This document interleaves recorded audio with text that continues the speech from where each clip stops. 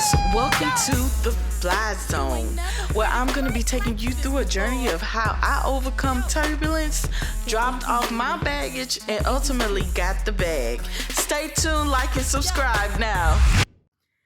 Good morning, Aviators. I'm up and I'm doing my yoga routine, and I had an aviator thought I would share with you all. So really quickly, I'm laying here, and as you can see, there is a tree behind me. There's a tree. And on this tree, if you can see, there's a place where I've had to cut. Previously, I should have filmed this before, but it was dying. That piece of the tree was dying. It was messing up the look. And I recalled one of my colleagues telling me about how when you are growing, there are going to be lower leaves that need to get cut off. And so that's essentially what I had to do. I had to cut that part of the tree. And I was like, oh, I don't want to cut it, but it was time. But consequently, the most interesting thing happened. I don't know if you all can see in the middle. You see, there's a new leaf coming right here.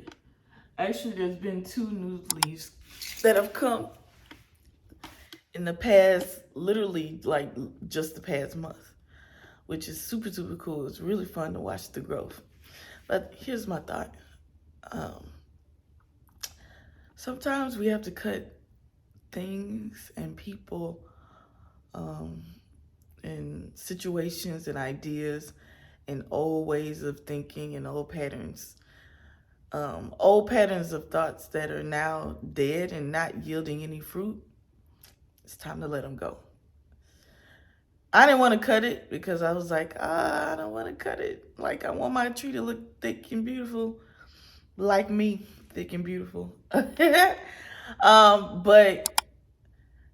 it was time. It wasn't yielding anything. And so what thoughts, habits, belief systems in your life that you can identify are not yielding anything? I was talking about how last week we do the same thing over and over, and that's why we feel stuck. So the question is, what ideas, what belief system, what feelings that you habitually feel aren't actually yielding you anything? If that's the case, it's time to cut it off, like I did right here. Cut this one out so that you can yield eventually more. They actually say when you cut the lower levels of a tree that's growing, it causes the top of it to grow even more. So if you want to keep growing, cut off what's not growing. And then, so literally, I got 2 leaves after I cut the 1 leaf.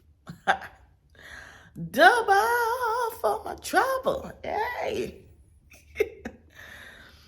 All right. So, in the name of Reverend, I think his name is K. Camp, it ain't nothing to cut that off.